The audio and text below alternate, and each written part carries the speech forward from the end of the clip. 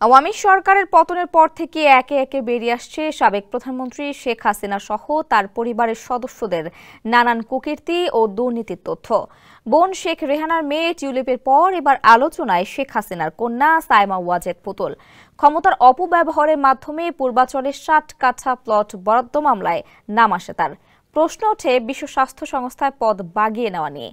আর এবার পুতুলের নেতৃত্বে গড়ে ওঠা সূচনা ফাউন্ডেশনের বিভিন্ন অনিয়ম ও দুর্নীতির অভিযোগে অভিযান পরিচালনা করেছে দুর্নীতি দমন কমিশন। দুদকের জনসংযোগ কর্মকর্তা মোহাম্মদ আক্তারুল ইসলাম জানিয়েছেন, সূচনা ফাউন্ডেশনের ঠিকানায় গিয়ে প্রতিষ্ঠানটির অস্তিত্ব পাওয়া যায়নি। বুধবার দুদকের পক্ষ থেকে জানানো হয়, ঠিকানা অনুযায়ী রাজধানীর ধানমন্ডিতে সূচনা ফাউন্ডেশন অবস্থিত।